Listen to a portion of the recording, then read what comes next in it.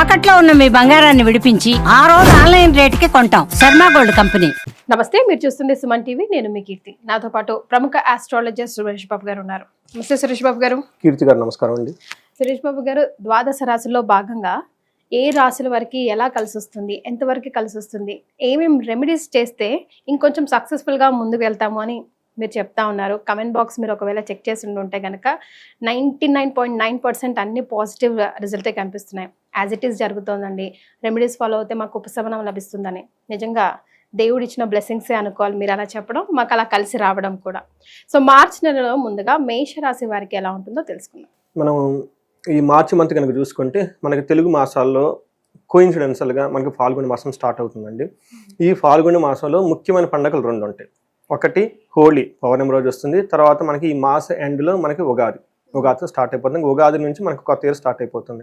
అక్కడ నుంచి చైత్ర మాసం అంతా స్టార్ట్ అయిపోతుంది. అయితే ఈ మాసంలో పాల్గొనే మాసం కూడా చాలా ముఖ్యమైన మాసం, ఇంపార్టెంట్ అయిన మాసం, పవిత్రమైన మాసం అనమాట. ఈ మాసంలో 12 రాశుల వాళ్ళకి ఎలా ఉందో మనం తెలుసుకుందాం. మనకి జ్యోతిష శాస్త్రం అసలు ఎందుకు అవసరం? ముఖ్యమైన ఫండమెంటల్ క్వశ్చన్. మహర్షులు ఈ జ్ఞానాన్ని మనకి ఇచ్చింది ఎందుకంటే ధర్మార్థ కామ మోక్షాలు కనుక సాధించేటప్పుడు అనుకూలమైన పరిస్థితులు, ప్రతికూలమైన పరిస్థితులు ఉంటాయన్నమాట. మనం ఏమంటారు, చాలా క్లవర్గా ఉండాలి. ఎక్కడైతే మనకు అనుకూలంగా ఉందో అక్కడ మన ఎనర్జీని అంతా ఉపయోగించుకోవాలి. ఎక్కడైతే మనకు ప్రతికూలంగా ఉందో ఆలోచించుకొని 1-2 సార్లు రెమెడీస్ తీసుకొని ముందుకు ప్రికాషన్స్ తీసుకొని వెళ్ళాలండి. సో అలా అయితే ఏమవుతుంది క్వశ్చన్, మనకి లైఫ్ చాలా బ్లిస్ఫుల్గా హ్యాపీగా ఉండి తక్కువ, మనకి లైఫ్ ఇస్ వెరీ షార్ట్ కదండి. ఎక్కువ సాధించడానికి అవసరం ఉంటుంది.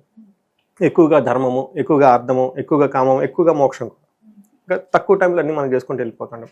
ఎక్కడైతే ప్రతికూలంగా ఉంటుందో 1,00,000 రూపాయలు సంపాదించడానికి 10 ఏళ్ళు పట్టవచ్చు, అసలు సంపాదించకపోవచ్చు. కరెక్ట్గా కనుక చూసుకుంటే వెరీ క్విక్ ఎవ్రీడే 1,00,000 రావచ్చాము. సో అందుకని చెప్పేసి ఇది శాస్త్రం మనకి ఎలా యూజ్ అవుతుందంటే ఒక దిక్సూచి లాగా, ఒక ఇండికేటర్ లాగా మనకి యూజ్ అవుతుంది. అంటే కార్లు నడిపేటప్పుడు డాష్ బోర్డ్ లాగా ఎలా ఉంటాయి పారామీటర్, అలా చూసుకుంటే లైఫ్కి సంబంధించిన మన మహర్షులు ఇచ్చిన జ్ఞానం అండి. దీన్ని వాడి ప్రతి ఒక్కళ్ళు ఎంతో శోభాయమానంగా అష్టైశ్వర్యాలతో భోగభాగ్యాలతో లైఫ్ అనేది బ్లిస్ఫుల్గా హ్యాపీగా జీవించాలని చెప్పేసి మనం కోరుకుంటూ ఈ మాసంలో 12 రాశుల వరకు ఎలా ఉందో చూద్దాం. మనం మేషరాశి కనుక చూసుకుంటే ఇందులో ఉన్న ఫస్ట్ నక్షత్రాలు అశ్విని 1, 2, 3, 4 పాదాలు, భరణి 1, 2, 3, 4 పాదాలు, కృతిక ఫస్ట్ పాదం. అంతేకాకుండా పేరు బలం కనుక మనం చూసుకుంటే చూ, చే, చో, లా, లీ, లు, ఏ, లా, లో, ఆ సెకండ్. ఈ పేరు మోరార్లస్ ఈ సౌండ్తో ఉన్న పేర్లంతా మేషరాశి కింద వస్తారు.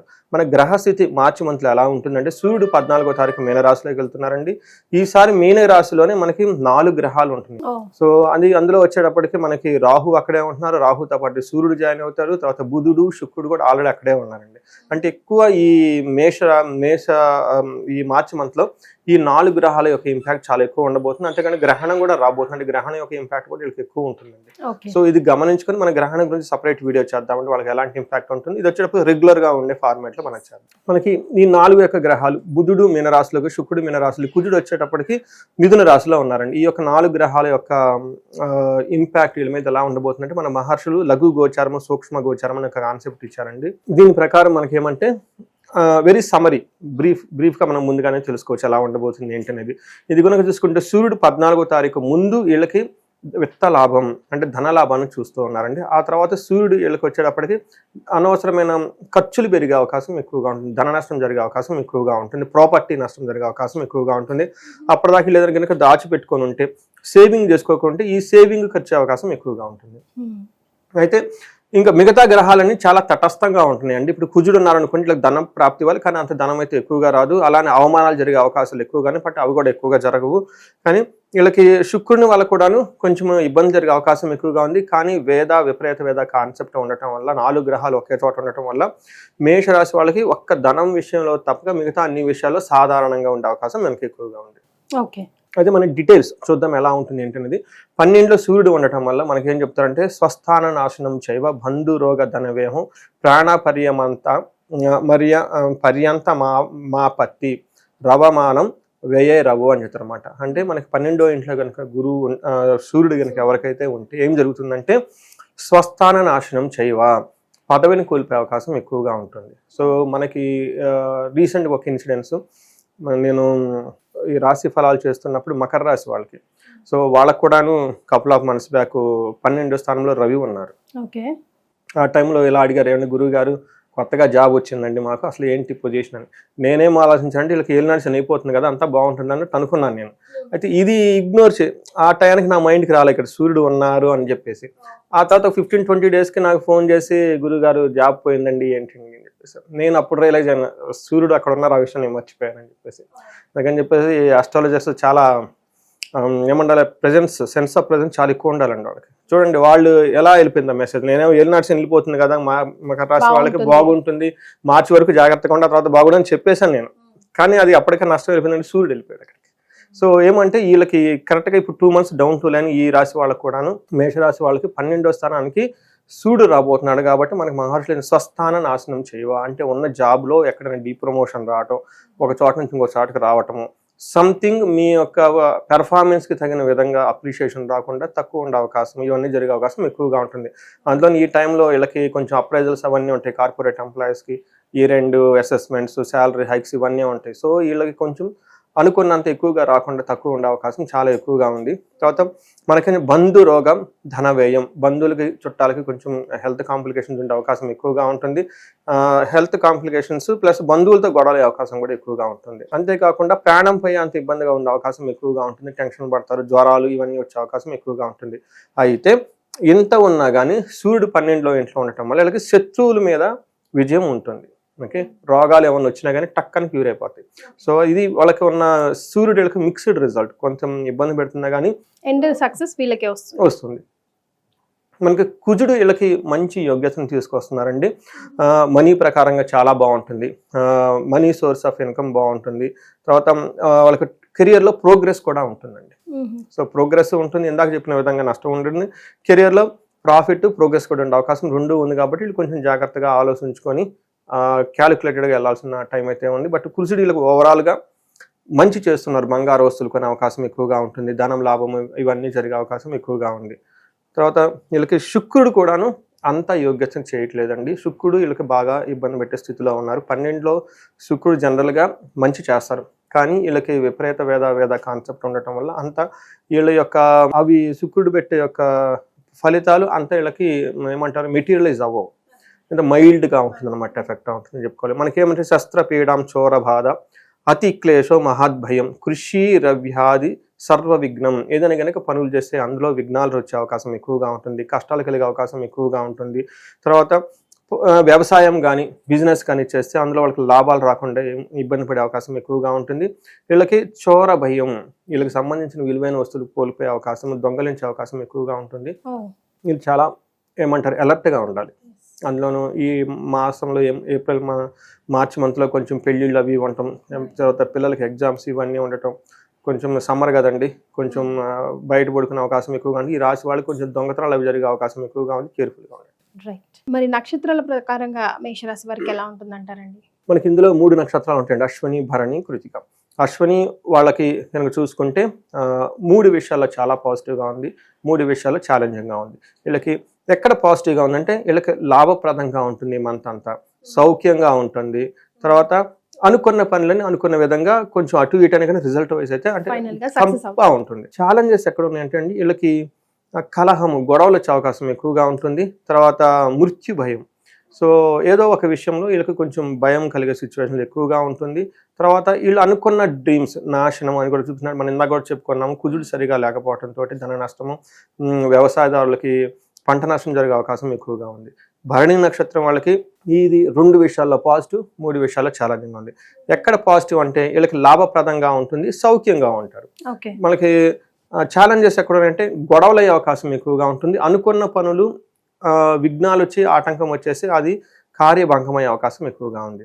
కృతికా నక్షత్రం వాళ్ళకి 2 విషయాలు ఛాలెంజింగ్గా ఉంది, 3 విషయాలు బాగున్నాయి. ఫస్ట్ ఈ మంత్ అంతా వీళ్ళకి చాలా లాభప్రదంగా ఉంటుంది, సౌఖ్యంగా ఉంటుంది, క్షేమంగా కూడా ఉంటుంది.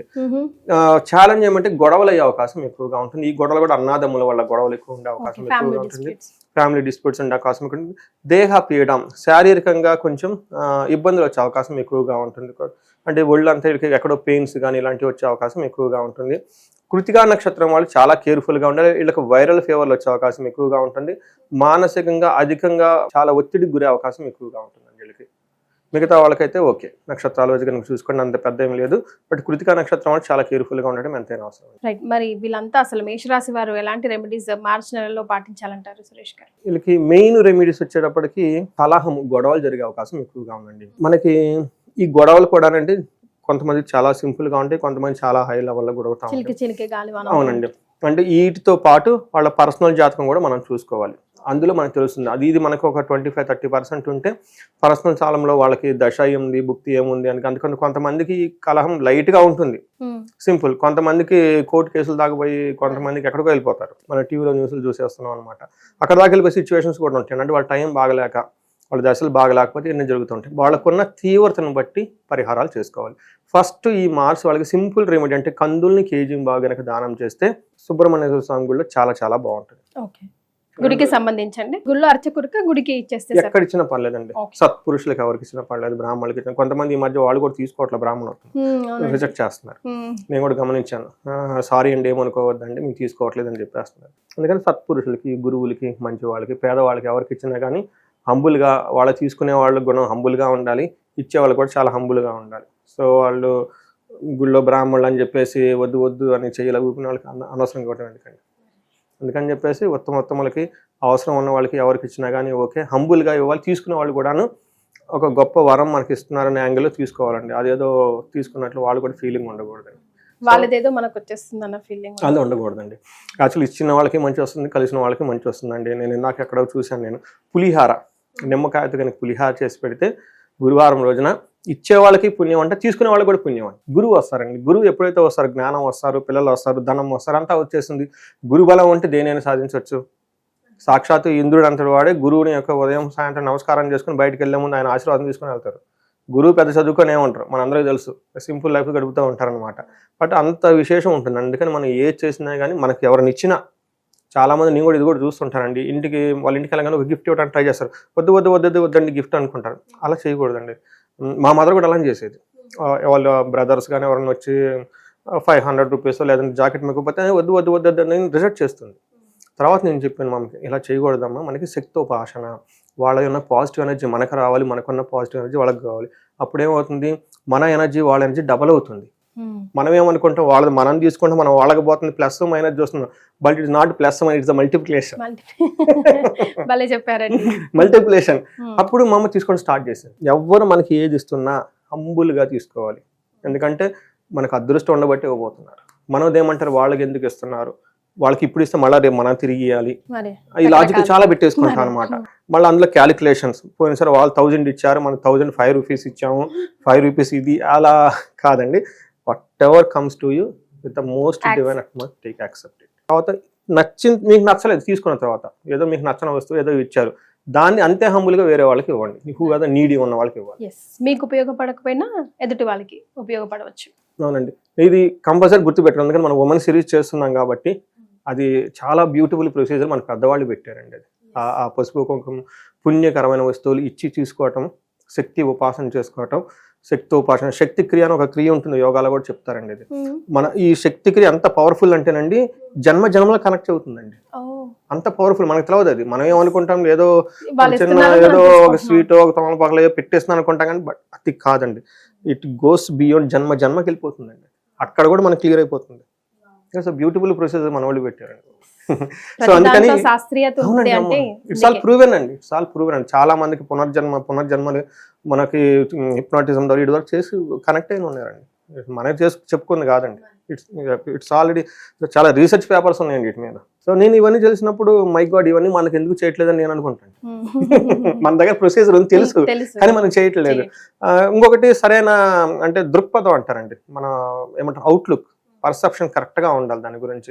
ఆ డివోషన్ అది చేసుకుంటా ఉంటే దట్ లైఫ్ ఈజ్ ఎంజాయబుల్ అండి, ఎవ్రీ మూమెంట్ అండి. Otherwise everything goes logic, profit loss, ups and downs, so much unnecessary thinking అనమాట. ఎకనామికల్ గా వెళ్ళిపోతూ ఉంటాం. కానీ వీళ్ళకి కలహం ఉంది, కలహం పోవడానికి కేజీంబావు కందులను కనుక దానం చేస్తే, సో కుజుడికి అధిష్టానత సుబ్రహ్మణ్యేశ్వర స్వామి అండి. వీళ్ళకి సుబ్రహ్మణ్యేశ్వర స్వామి కనుక గుళ్ళో దర్శించుకున్నా, కొంచెం చాంట్ చేసుకున్నా కానీ చక్కగా బాగుంటుంది. అంతేకాకుండా వీళ్ళు మృత్యు భయం కూడా ఉందండి. చాలా మంది మృత్యు నన్ను అడుగుతున్నారండి, మృత్యు అంటున్నారు. మృత్యు అంటే అది మనం చనిపోవటం కాదని మీనింగ్ అండి. సంస్కృతంలో మృత్యు అన్నదానికి చాలా మీనింగ్లు ఉంటాయి.